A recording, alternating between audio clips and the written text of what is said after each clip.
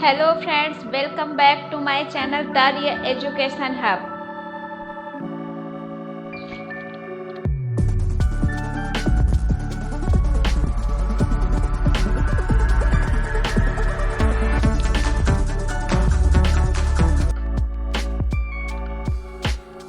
Friends, आज हम आपके लिए हिंदी शिक्षण से संबंधित टॉप 10 क्वेश्चन लेकर आए हैं। फ्रेंड्स, अगर आप seriously TET, super TET, C TET pass करना चाहते हैं तो आप हमारे चैनल को अपनी स्टडी का हिस्सा बनाइए। अपनी तैयारी में हमारे चैनल दरिया हब को शामिल करें। इससे आपको बहुत लाभ होगा। हम आपके सिलेबस से जो महत्वपूर्ण टॉपिक हैं उनसे हर पहलू पर विस्तृत चर्चा करेंगे उनके, और ऐसे इम्पॉर्टेंट पॉइंट जिनसे प्रश्न पूछे जाते हैं और जिन प्रश्नों को पूछे जाने की संभावना है हम आपके लिए लेकर आएंगे। तो सबसे पहले आप क्या करें, सबसे पहले आप हमारे चैनल को सब्सक्राइब करें और बेल आइकॉन पर क्लिक करें, जिससे जैसे ही हमारा चैनल कोई वीडियो डाले, अपलोड करे, आपके पास तुरंत उसका नोटिफिकेशन आ जाए और आप उसे देख सकें। तो फ्रेंड्स, चलते हैं हम आज के टॉपिक पर, इसका है हिंदी शिक्षण। जो क्वेश्चन हिंदी शिक्षण से रिलेटेड आते हैं परीक्षाओं में, उसके बारे में हम चर्चा करते हैं। ये सीटेट और यूपीटेट, एमपीटेट, एचपीटेट, सुपरटेट सभी परीक्षाओं के लिए बहुत ही इम्पोर्टेंट क्वेश्चन। ऐसे क्वेश्चन आपको कहीं पर यूट्यूब पे नहीं मिलने वाले हैं।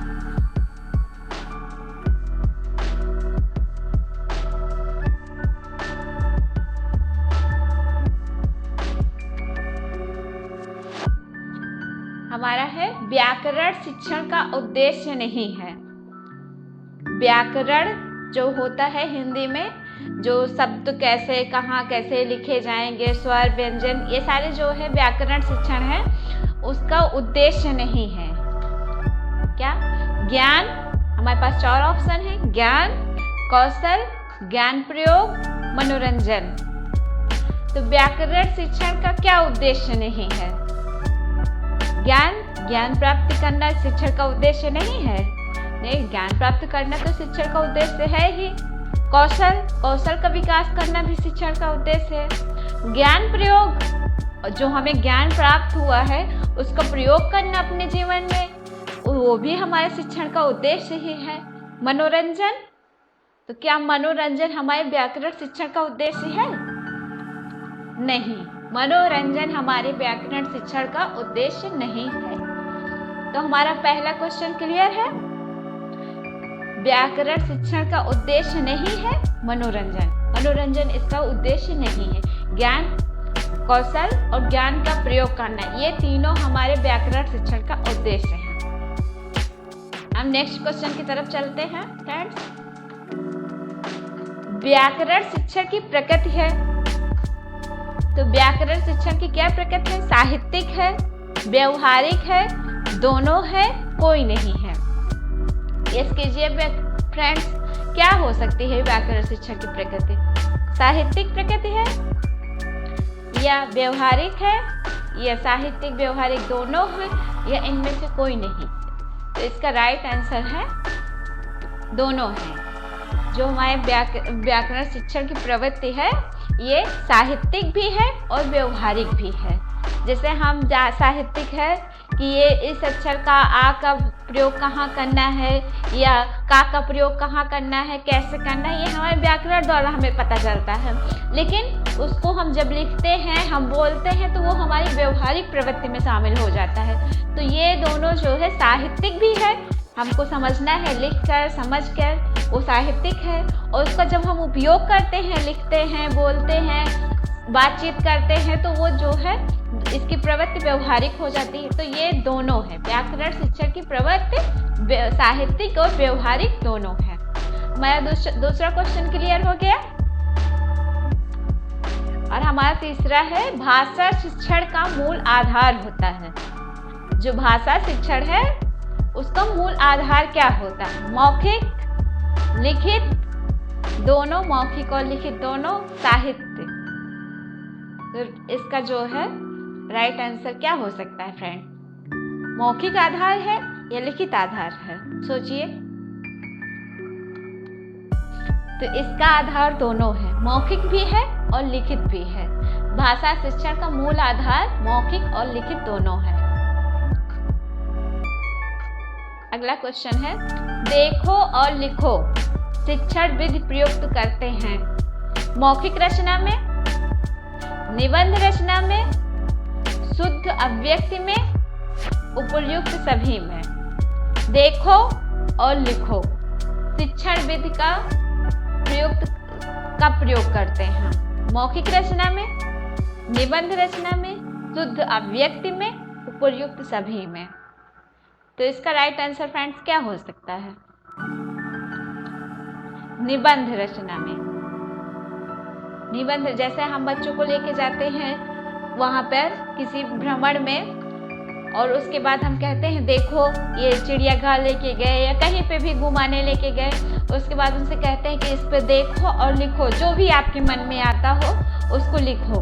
तो वो लिखते हैं, वो उस पर निबंध बना के लिखते हैं। जैसे गाय पे निबंध बनाना है तो गाय पे निबंध वो लिखते हैं। तो गाय के 4 पैर होते हैं, एक पूंछ होती है, 2 सींग होती हैं। तो ये चीज़ें वो देखते भी हैं कि हाँ गाय कैसे है और गाय की क्या क्या है, उसके 4 पैर हैं कि नहीं है, वो देखते हैं। तो वो चीज़ वो लिखते हैं। तो इसका प्रयोग देखो और लिखो ये जो है निबंध रचना में किया जाता है, इस शिक्षण विधि का प्रयोग।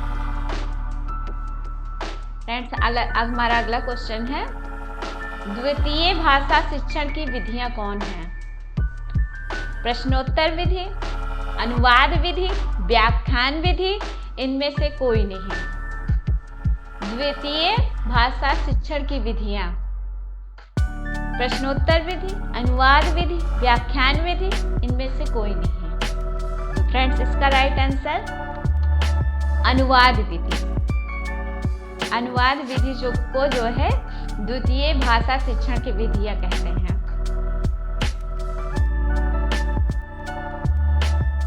द्वितीय भाषा शिक्षण का विषय है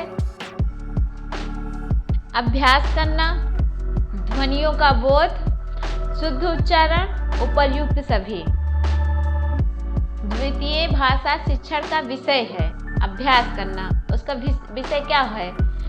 अभ्यास करना, ध्वनियों का बोध, शुद्ध उच्चारण, उपर्युक्त सभी। तो इसका राइट आंसर है उपर्युक्त सभी। द्वितीय भाषा शिक्षण में अभ्यास करना भी आता है, ध्वनियों का बोध होना भी है उसका विषय, शुद्ध उच्चारण भी है।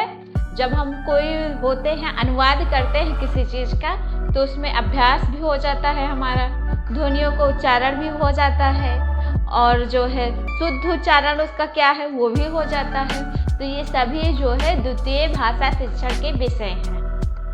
ये पॉइंट हमारा क्लियर हो गया। द्वितीय भाषा में व्याकरण का मातृभाषा में शब्द अनुवाद किस विधि में किया जाता है? व्याकरण का मातृभाषा में अनुवाद किस विधि में किया जाता है? द्विभाषीय विधि में, प्रत्यक्ष विधि में, व्याकरण अनुवाद विधि में, इनमें से कोई नहीं। गेस कीजिए फ्रेंड्स क्या हो सकता है इसका राइट आंसर? व्याकरण अनुवाद विधि। द्वितीय भाषा में व्याकरण का मातृभाषा में शब्द अनुवाद किस विधि में किया जाता है? तो ये क्वेश्चन का राइट आंसर है व्याकरण अनुवाद विधि में। वैसे का वैसा ही अपनी मातृभाषा में, वैसे का वैसा ही कोई भाषा का है उसका व्याकरण में अपनी मातृभाषा में अनुवाद किया जाता है, तो ये व्याकरण अनुवाद विधि में आता है।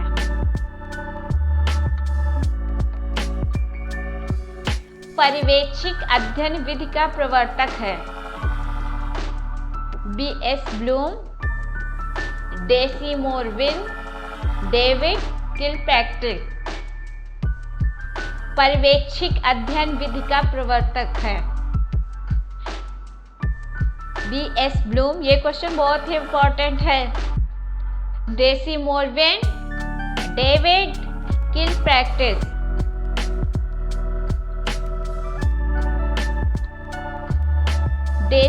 मोरविन पर्यवेक्षिक अध्ययन विधि का प्रवर्तक है डेसी मोरविन। एक क्वेश्चन आप लोग अच्छे से कहीं नोट कर लीजिए या इसी का स्क्रीनशॉट ले लीजिए या अच्छे से ध्यान से पढ़ लीजिए। पर्यवेक्षिक अध्ययन विधि का प्रवर्तक है डेसी मोरविन। आगमन विधि निम्न में से किस शिक्षण सूत्र पर आधारित है? आगमन विधि, निगमन विधि, ये दोनों विधियां जो है शिक्षण सूत्र पर आधारित है। तो किस शिक्षण सूत्र पर आधारित? आगमन विधि के बारे में हम यहाँ चर्चा कर रहे हैं। आगमन विधि निम्न में से किस शिक्षण सूत्र पर आधारित है? उदाहरण से नियम की ओर, अज्ञात से ज्ञात की ओर, नियम से उदाहरण की ओर, सूक्ष्म से स्थूल की ओर। बहुत ही इम्पोर्टेंट क्वेश्चन है फ्रेंड। ये तो सिर्फ हिंदी ही नहीं है, मनोविज्ञान का भी बहुत ही इम्पोर्टेंट क्वेश्चन है। उसमें भी इस तरह के क्वेश्चन बहुत पूछे जाते हैं। शिक्षण सूत्र से उसमें भी बहुत सारे क्वेश्चन पूछे जाते हैं। तो उदाहरण से नियम की ओर है आगमन विधि, किस शिक्षण सूत्र पर आधारित है? ज्ञात से अज्ञात की ओर, या अज्ञात से ज्ञात की ओर, नियम से उदाहरण की ओर, सूक्ष्म से स्थूल की ओर। क्या हो सकता है इसका राइट आंसर? उदाहरण से नियम की ओर। आगमन विधि, जिसे हम कोई उदाहरण दे देते हैं पहले, ये है उदाहरण। हमने उदाहरण दे दिया, उसके बाद उदाहरण दे के फिर उसके नियम की ओर लेके जाते हैं कि ऐसा उदाहरण है और इसके बाद हम नियम का पालन करते हैं। तो वो हमारे शिक्षण सूत्र आगमन विधि में आती है। उदाहरण दे के तब फिर हम उसको समझाते हैं। जैसे आ से अनार है तो हम अनार उसको दिखा देंगे, ये अनार है। अब बच्चे ने अनार देख लिया, आ से अनार होता है, लेकिन अब अनार, फिर उसके बाद हम उसको, ये उदाहरण हो गया, फिर आ क्या होता है वो दिखाएंगे कि ये आ है, और ये उदाहरण अनार जो है ये अनार है, लेकिन आ से ये अनार है, अनार से आ है, आ से अनार, इसी को अनार को कहते हैं। ये हमारा जो है आगमन विधि शिक्षण सूत्र है। आगमन विधि में किस शिक्षण सूत्र का पालन नहीं होता है? अभी हमने पूछा कि किस शिक्षण सूत्र का पालन होता है, और अभी अगला हमारा है कि आगमन विधि में किस शिक्षण सूत्र का पालन नहीं होता है। उदाहरण से नियम की ओर, ज्ञात से अज्ञात की ओर, नियम से उदाहरण की ओर, सूक्ष्म से स्थूल की ओर। उदाहरण से नियम की ओर, ये तो होता है, आगमन विधि शिक्षण सूत्र का पालन होता है। ज्ञात से अज्ञात की ओर, ये भी होता है। नियम से उदाहरण की ओर, सूक्ष्म से स्थूल की ओर। तो राइट आंसर है इसका नियम से उदाहरण की ओर। पहले हम नियम समझा देते हैं, तब फिर हम उदाहरण देते हैं। ये हमारे निगमन विधि का होता है। निगमन विधि में ऐसा होता है, पहले हम नियम बता देते, तब फिर हम जो है उदाहरण देते हैं। लेकिन आगमन विधि में पहले हम उदाहरण देते हैं, तब फिर नियम की ओर जाते हैं। बिल्कुल विपरीत है दोनों चीजें, आगमन और निगमन। तो जो है हमारा ये, इसका राइट आंसर है नियम से उदाहरण की ओर। आगमन विधि में किस शिक्षण सूत्र का पालन नहीं होता है? अच्छे से क्लियर कर लीजिए, नहीं होता है। होता है तो उदाहरण से नियम की ओर, और नहीं होता है तो नियम से उदाहरण की ओर। क्वेश्चन कभी कभी ऐसे क्वेश्चन भी आ जाते हैं, कभी कभी ऐसे घुमा के क्वेश्चन आते हैं, तो सारे पॉइंट हमारे दिमाग में क्लियर होने चाहिए। फ्रेंड्स, ऐसे ही बेहतरीन वीडियो देखने के लिए हमारे YouTube चैनल को देखते रहिए, द रियल एजुकेशन हब।